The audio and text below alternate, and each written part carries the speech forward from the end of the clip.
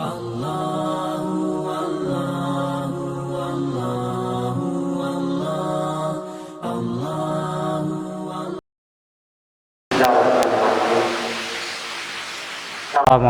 warahmatullahi wabarakatuh. Alhamdulillahilladzi hamda nafsahu bihamida saniyatin wa asna ala rasulihil karim. Faqala wa innaka la'ala khuluqin azim. Asyhadu an la ilaha illallah al-malikul haqqul mubin. Wa asyhadu anna sayyidana wa habibana wa syafi'ana yaumal qiyamah Muhammadan abduhu wa rasuluh al-mab'uts rahmatan lil alamin. Allahumma salli ala sayyidina Muhammadin wa ala alihi wa ashabihi ajma'in, amma ba'd. Ma'asyiral muslimin wal muslimat jamaah subuh Masjid Agung yang saya muliakan, alhamdulillah, puji syukur kehadirat Allah Subhanahu wa taala, di mana pada subuh hari ini kembali kita dipertemukan dalam rangka mengikuti pengajian rutin. Mudah-mudahan insyaallah kita senantiasa mendapat hidayah dari Allah Subhanahu wa taala. Selawat dan taslim atas junjungan kita Nabiullah Muhammad sallallahu alaihi wasallam sebagai rahmatan lil alamin. Bapak Ibu yang saya muliakan, setelah kita mempelajari tentang kisah Nabiullah Hud alaihi salam dengan dihancurkannya kaumnya dengan rihun sarsara, angin kencang atau angin puting beliung, insyaallah pada subuh hari ini kita akan mempelajari tentang kisatun Shalih alaihissalam wa qaum, yaitu kisah Nabiullah Shalih alaihissalam bersama dengan kaumnya, yaitu kaum Zamud. Kalau Nabi Hud dengan kaumnya Adin, Bapak Ibu yang saya muliakan, berada di sebelah selatan kota Mekah, maka Nabiullah Shalih alaihissalam bersama dengan kaum Zamud itu hidup di bagian utara kota Mekah atau di sekitar kota Madinah. Bapak Ibu yang saya muliakan, bahwa Shalih alaihissalam, Nabiullah Shalih alaihissalam, silsilah keturunannya yaitu dari Ibnu Ubaid bin Masih bin Ubaid bin Hadir bin Zamud bin Air bin Adam bin Sam bin Nuh alaihissalam. Bapak Ibu yang saya muliakan, jadi juga ketemu nasabnya dengan kaum Adin atau Nabi Hud pada Sam bin Nuh alaihissalam. Kemudian kaum Shalih ini diambil dari nama kakeknya, yaitu Zamud. Bapak Ibu yang saya muliakan, wa qad arsalahu Allahu ila qaumihi Zamud fi kabilati summiyat bi ismi ja'dihim Samud, bahwa Allah Subhanahu wa taala telah mengutus Nabiullah Shalih alaihissalam kepada kaumnya Samud. Itu diambil dari nama kakeknya, yaitu bin Samud. Wa kanu ya'budunal asnam, sama dengan kaum Adin. Bapak Ibu yang saya muliakan, mereka juga menyembah patung. Wa kanu araban yaskununal hijr allazi bainal Hijaz wa Tabuk. bahwa kaum Samud ini adalah kaum Araban, bisa dikatakan dari suku Arab. Yaskununal Hijr, menempati sebuah kota yang namanya kota Hijr, allazi bainal Hijaz wa Tabuk, yaitu antara daerah Hijaz dan daerah Tabuk. Bapak Ibu yang saya muliakan, masyiral muslimin wal muslimat rahimakumullah. Wa kanu khulafa'u liqaumi 'adin fil hadarati wal imrani wal quwwati wal ba's. Kalau tadi setelah dibinasakan kaum 'Adin dengan angin kencang, dengan segala kehebatannya, bangunannya, peradabannya, maka kehebatan dan peradaban yang hebat pindah kepada kaum Zamud yang berada di sebelah utara kota Makkah. Bapak Ibu yang saya muliakan, masyiral muslimin wal muslimat rahimakumullah. Bagaimana kehebatan kaum Zamud? Wa kanu yabnuna fil ardi kusuran. Mereka mampu membangun istana-istana yang indah, yang terbuat daripada batu. Wa yanhituna fil jibali buyutan wa kuhufan. Mereka memahat gunung-gunung dengan membuat rumah. Bapak Ibu yang saya muliakan, itu daerah Al-Hijr, di sebelah utara kota Mekah atau di sebelah selatan kota Madinah. Bapak Ibu yang saya muliakan, jadi mereka memahat gunung-gunung dengan membuat buyutan rumah, wa kuhupan, dan gua-gua tempat mereka, yaskununa fiha, untuk mereka tempati. Bapak Ibu yang saya muliakan, itulah kehebatan daripada kaum Samud, mampu merubah gunung menjadi istana-istana yang indah,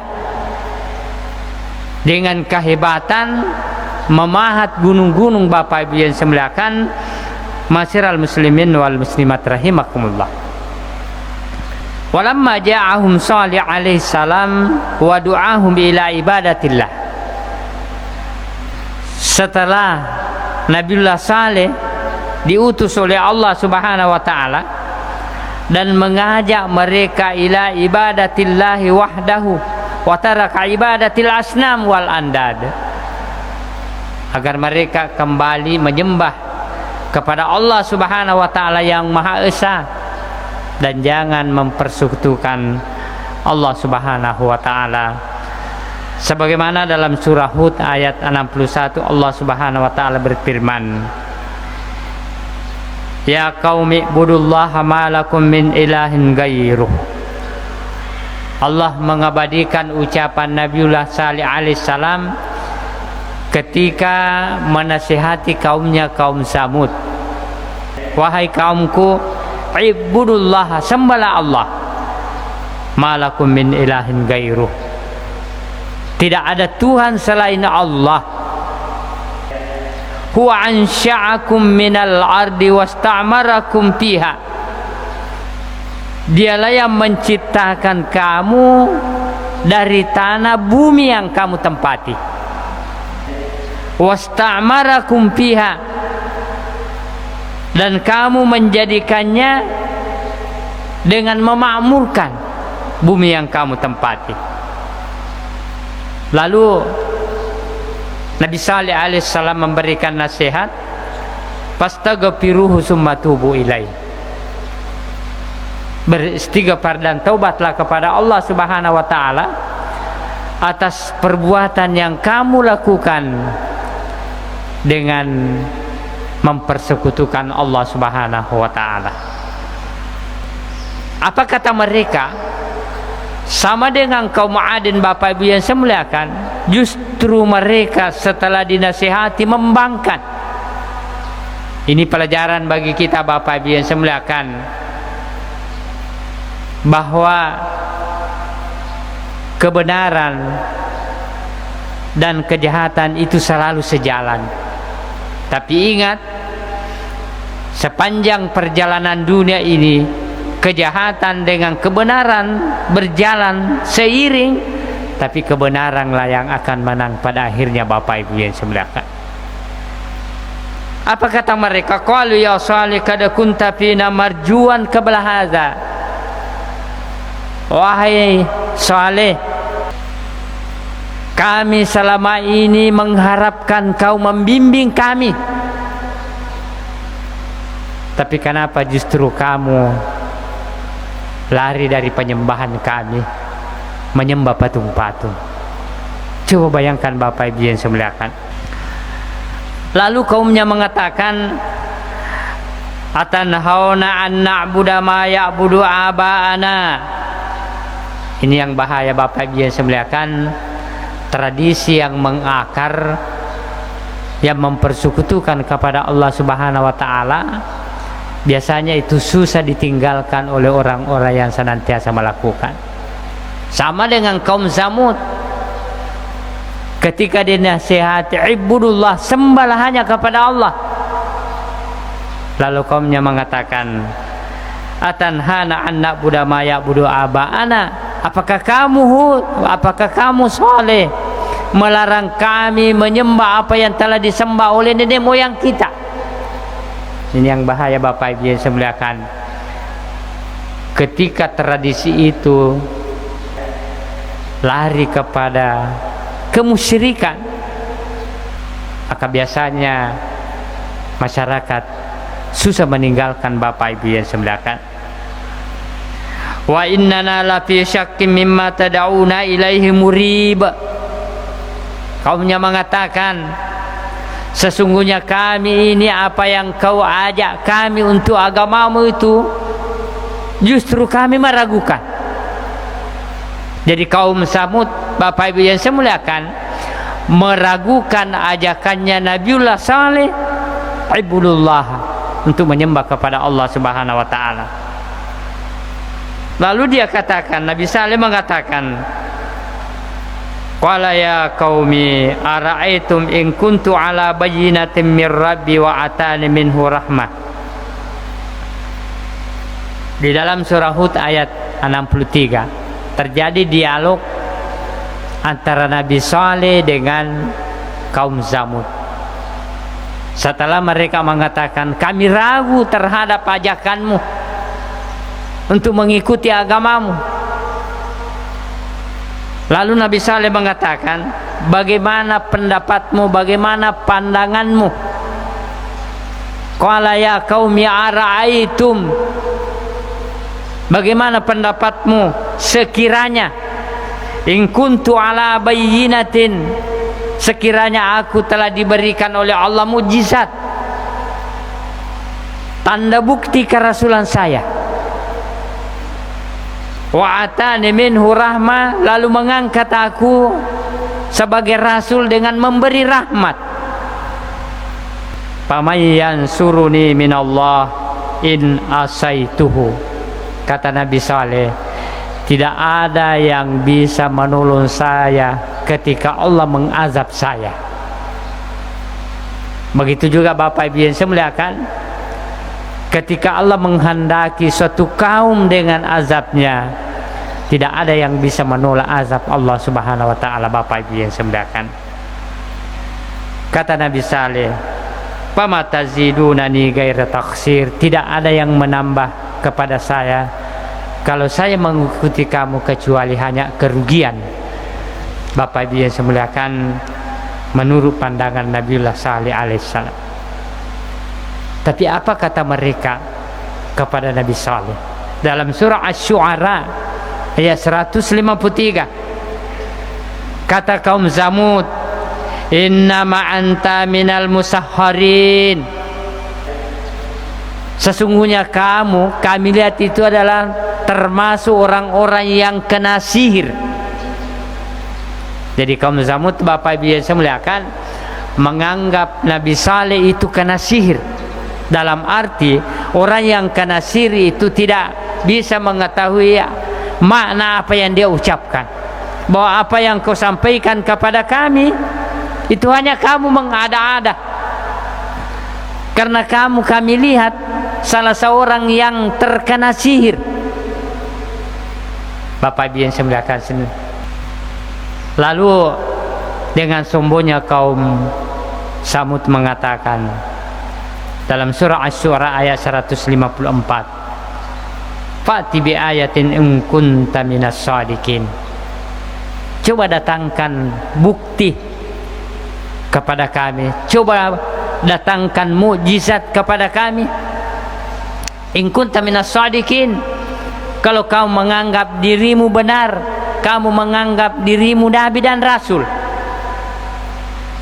Bapak Ibu yang saya muliakan, inilah peristiwa yang sangat mengagungkan kemujizatan Nabi Saleh alaihissalam. Bapak Ibu yang saya muliakan, ketika terjadi dialog seperti itu, dikatakan anna samuda ijtama'u yawman fi nadihim. Jadi kaum Samud suatu ketika dia melakukan pertemuan, seluruh pembesar Samud melakukan pertemuan. Faja'ahum Rasulullah alaihi salam fada'ahum ilallahi, lalu datang Nabi Saleh alaihi salam mengajak kepada mereka untuk kembali kepada Allah Subhanahu wa taala. Faqalu lahu, kaum Samud mengatakan, in anta akhrajta lana min hadhihi sakhra, wa asyara ila sakhratin hunaka naka, kalau kamu mampu mengeluarkan unta dari batu yang besar. Karena kaum Samud ini Bapak Ibu yang saya muliakan, kelebihannya mampu memahat batu-batu, gunung-gunung batu menjadi sebuah istana. Maka sebuah permintaan yang tidak masuk akal bagi mereka, coba keluarkan unta dari batu itu kalau kau mengatakan dirimu benar. Inilah orang-orang yang tidak mau beriman, Pak. Sama ketika baginda Rasulullah sallallahu alaihi wasallam diminta oleh Raja Palestina untuk membela bulan. Lalu Rasulullah naik ke Jabal Kubais berdoa. Maka inilah peristiwa mukjizat juga. Bulan turun terbelah, satu di sebelah utara Jabal Kubais, satu di sebelah selatan Jabal Kubais. Maka pada waktu itu Raja Palestina beriman, tetapi Abi Jahal tetap tidak mau beriman. Ketika dia melihat peristiwa itu, justru dia mengatakan itu hanya sihir. Inilah yang terjadi kepada kaum Samud. Ketika unta itu keluar dari batu, lalu Nabi Saleh mengatakan, ara'aitum in ujibatum ila ma sa'altum ala wajhil ladzi talabtum atu'minuna bima ji'tukum bihi wa tusaddiquni bima arsalat bih. Kalau betul-betul terjadi, kata Nabi Saleh, apakah kamu mau beriman? Apakah kamu mempercayai saya? Kaum Samud mengatakan, coba lakukan wahai Saleh. Summa qama ila musallatu fasalla lillahi azza wa jalla ma qudiralah. Kemudian Nabi Saleh dalam riwayat, dia pergi ke suatu tempat untuk melaksanakan sholat hajat. Bapak Ibu yang saya muliakan, summa da'a rabbahu azza wa jalla, kemudian dia berdoa kepada Allah Subhanahu wa taala supaya apa yang diminta oleh kaum Samud betul-betul terjadi. Dan betul terjadi. Apa kata Nabi Saleh alaihissalam? Hazihin naqah, inilah unta yang keluar dari batu. Tapi dengan catatan, kata Nabiullah Saleh alaihissalam, hazihi naqatullahi lakum ayah, inilah unta yang keluar sebagai tanda bukti kebesaran Allah Subhanahu wa taala. Tapi dengan catatan, kata Nabiullah Saleh alaihissalam, fazaruha ta'kul fi ardillahi wa la tamassuha bisu'in fayakhuzakum azabun alim.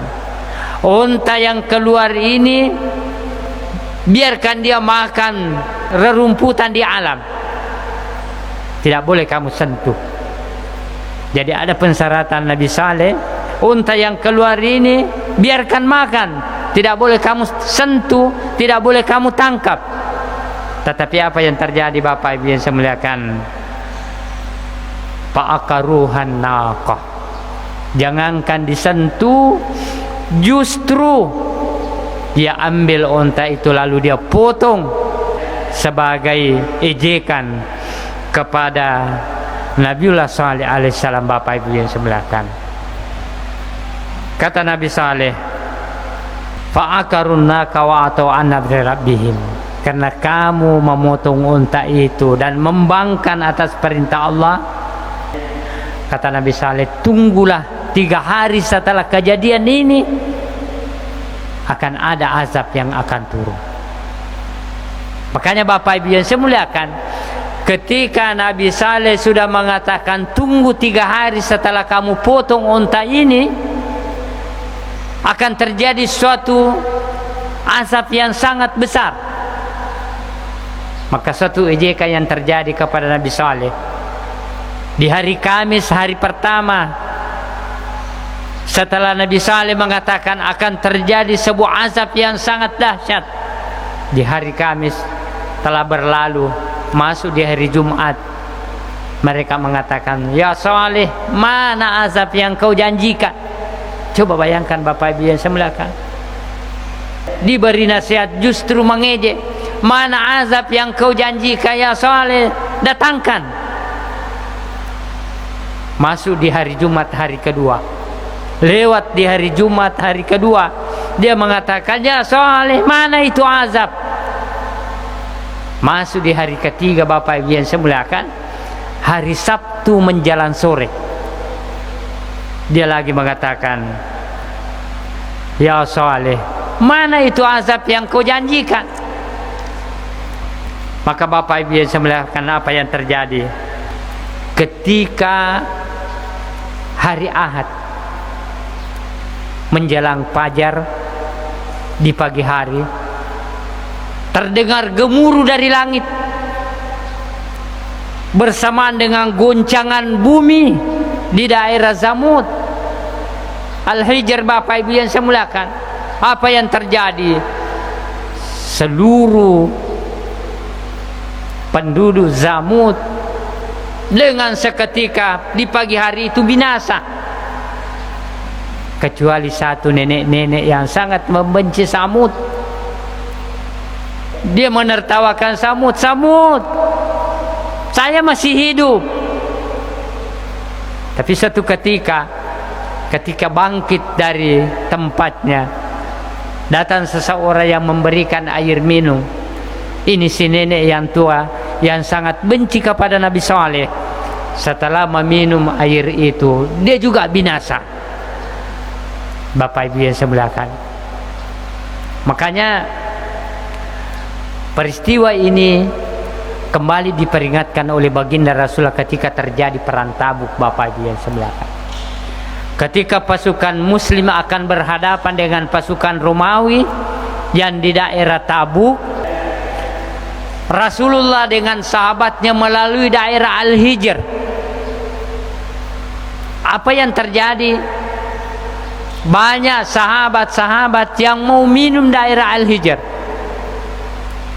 Maka Rasulullah mengatakan, la tadkhulu ala haula'il mu'azzibina illa an takunu baqin. Jangan kamu masuk daerah yang telah Allah azab, yaitu daerah Al-Hijr, sebelah selatan kota Madinah, sebelah utara kota Mekah. Kata Rasulullah, jangan masuk di daerah yang Allah Subhanahu wa taala telah mengazab, illa antakunu baqin, kecuali kamu masuk dengan meratapi, dengan menangis melihat kejadian peristiwa ketika kaum Samud dibinasakan.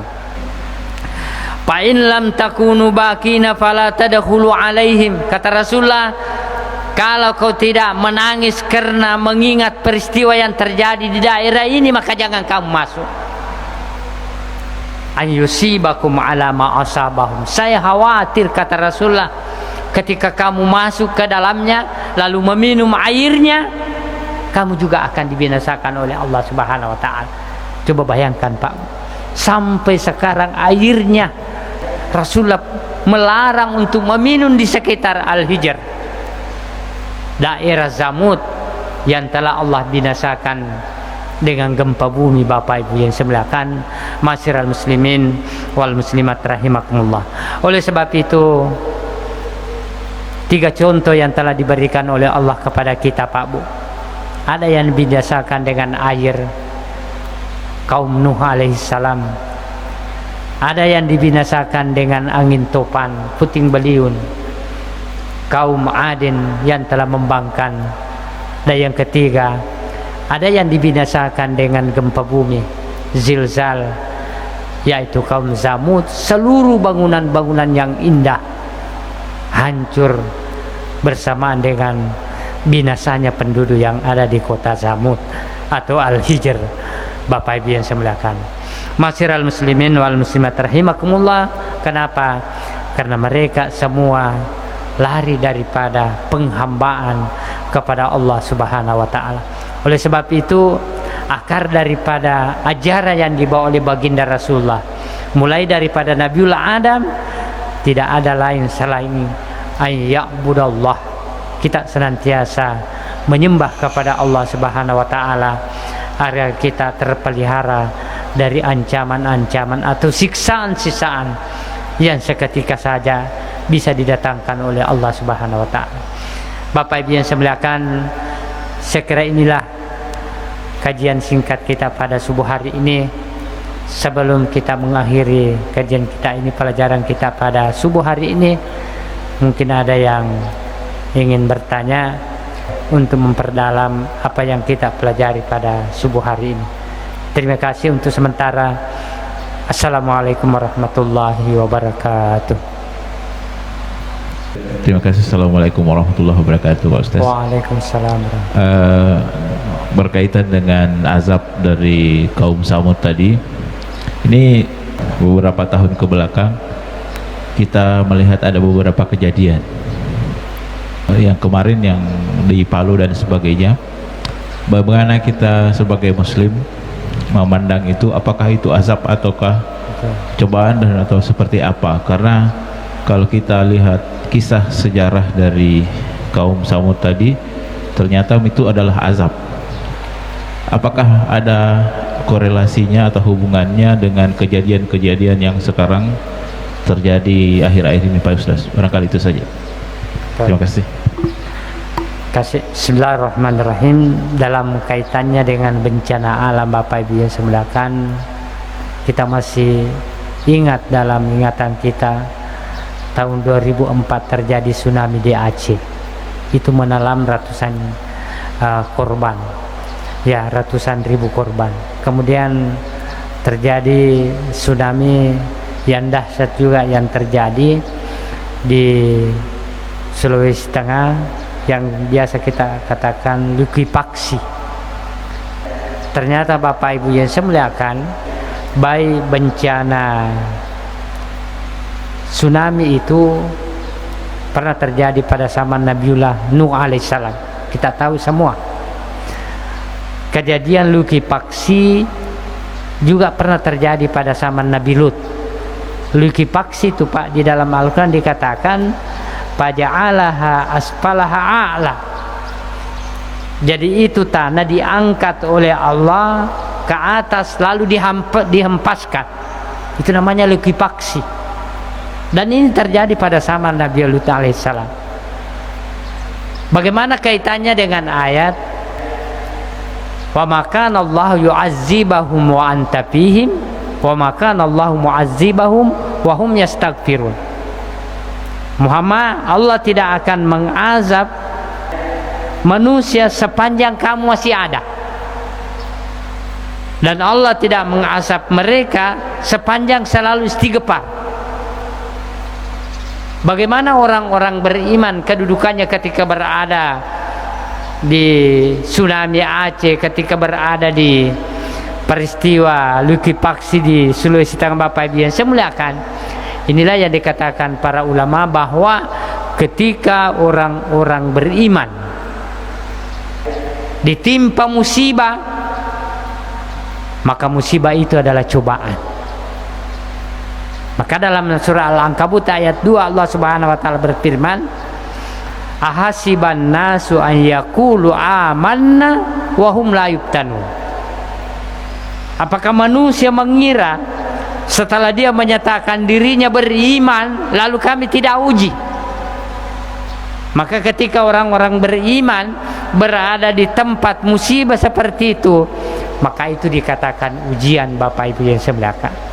Sebaliknya, orang-orang yang tidak beriman berada di tempat musibah yang seperti itu, maka itu dikatakan azab. Ma'asyiral muslimin wal muslimat rahimakum. Itulah perbedaan antara azab dengan ujian atau fitnah yang diberikan kepada orang-orang mukmin. Saya kira seperti itu. Allahu a'lam bishawab. Terima kasih. Masih ada satu sebelum kita. Bismillahirrahmanirrahim. Assalamualaikum warahmatullahi wabarakatuh. Waalaikumsalam warahmatullahi. Terima kasih Pak Ustaz atas kesempatan yang diberikan kepada saya. Ini berkaitan ceramah yang disampaikan Pak Ustaz tentang bencana di Arab di Sambut. Nah, saya mau menanggapi dan saya mau mengambil suatu kesimpulan bahwa apa yang diturunkan oleh Allah Subhanahu wa taala termasuk bencana itu semua bermanfaat kepada masyarakat. Ya. Saya kasih contoh Pak Ustaz, di Bali pernah terjadi, di Bali yaitu di Kintamani, terjadi gempa bumi, ratusan ribu orang yang meninggal. Saya sudah tidak hafal berapa puluh tahun yang lalu, tetapi sekarang saya pernah di Bali. Saya tanya, ini pernah terjadi, lalu kenapa bisa subur? Tanaman semua subur di bawah itu yang pernah bencana. Jadi kesimpulannya, orang-orang yang terdahulu dimatikan, lalu generasi dihidupkan dan menikmati bencana yang ada. Jadi jangan kita bersedih kalau ada bencana. Mungkin bencana itu sebagian yang dimusnahkan, tapi sebagian nanti yang dinikmati. Tapi mohon penjelasan kepada Pak Ustaz. Terima kasih. Assalamualaikum warahmatullahi wabarakatuh. Waalaikumsalam warahmatullahi wabarakatuh. Betul Bapak Ibu yang saya muliakan, bahwa semua yang terjadi di muka bumi ini, apapun yang diturunkan oleh Allah itu ada hikmahnya. Baik itu hikmah secara material atau hikmah secara rohaniah. Salah satu contoh saya sampaikan itu tadi secara material. Memang ketika terjadi gempa bumi atau gunung meletus, di sekitarnya itu akan menjadi subur karena mengeluarkan lahar-lahar dan sebagainya. Sama dengan ketika terjadi petir, Bapak Ibu yang saya muliakan. Petir itu memang di dalam Al-Quran dikatakan bahwa ketika terjadi petir itu so'ika, sangat menakutkan. Yaitu komasamangnya itu bilai sebagai tu perpae, itu dikatakan so'ika. Maka pada saat itu yusabbihu birra, sesungguhnya dia bertasbih. Ternyata dalam penelitian ilmu modern Pak Bu, ketika terjadi so'ika itu petir, itu mengeluarkan, ada zat yang dikeluarkan yang cocok dengan pertanian. Itu dikatakan pupuk. Lebih hebat daripada pupuk yang dibikin oleh manusia. Itu ketika terjadi petir. Makanya dalam Al-Quran dikatakan yusabbihur radu wal bar min khaifati wal malaikati min khaifati. Jadi ketika terjadi itu petir dan kilat, itu bertasbih bersamaan dengan malaikat. Bagaimana cara bertasbihnya kita tidak tahu, tetapi salah satu hikmah ketika terjadi itu ternyata mampu mengeluarkan zat-zat kimia yang cocok dengan tanaman Bapak Ibu yang saya muliakan. Ini menurut pakar pertanian. Itu secara material. Tapi secara rohani, siapakah yang dapat dulu ketika terjadi gempa bumi di Pindrang? Ya kan? Ketika terjadi zilzal di Pindrang, ternyata setelah terjadi gempa bumi di Pindrang, masjid penuh.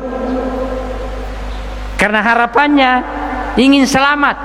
Inilah manfaat rohaninya. Tapi lama kelamaan namanya manusia itu, kalau tidak diperingatkan, dia akan lepas daripada ajaran yang telah dibawa oleh baginda Rasul sallallahu alaihi wasallam. Penuh masih gie, yaitu kupure gempa, tapi mainga mana sih tahu? Itu hikmah secara rohaninya. Manusia kembali kepada habitatnya, yaitu senantiasa mengharap kepada Allah Subhanahu wa taala. Bapak Ibu yang saya muliakan, inilah dua manfaat memang ketika terjadi suatu musibah. Yang bisa menangkap ini saya bilang adalah orang-orang yang beriman dan bertakwa kepada Allah Subhanahu wa taala. Bapak Ibu yang saya muliakan, karena pagi telah tiba, mari kita menutup pengajian kita dengan bermunajat kepada Allah Subhanahu wa taala. Mudah-mudahan kita senantiasa mendapat perlindungan dari Allah Subhanahu wa taala. Bismillahirrahmanirrahim. Alhamdulillahirabbil alamin. Wassalatu wassalamu ala asyrafil anbiya'i wal mursalin Sayyidina Muhammadin wa ala alihi wa ashabihi ajma'in. Allahumma ighfir lil muslimina wal muslimat wal mu'minina wal mu'minat al-ahya'i minhum wal amwat innaka sami'un karim mujibud da'wati bi rahmatika ya arhamar rahimin. Allahumma taqabbal minna innaka antas samiul alim wa tub alaina innaka antat tawwabur rahim. Allahumma inna nas'aluka salamatan fid din wa afiyatan fil jasad bi rahmatika ya arhamar rahimin. Rabbana la tuzigh qulubana ba'da idh hadaitana wa hab lana min ladunka rahmah innaka antal wahhab. Rabbana zalamna anfusana wa illam taghfir lana wa tarhamna lanakunanna minal khasirin. Rabbana atina fid dunya hasanah wa fil akhirati hasanatan wa qina azabannar. Subhana rabbika rabbil izzati amma yasifun wa salamun alal mursalin walhamdulillahi rabbil alamin. Al-Fatihah. Al-Fatihah. Iyyaka na'budu wa iyyaka nasta'in. Shiratal ladzina wa akhir da'wana anil hamdulillahi rabbil alamin. Wassalamualaikum warahmatullahi wabarakatuh.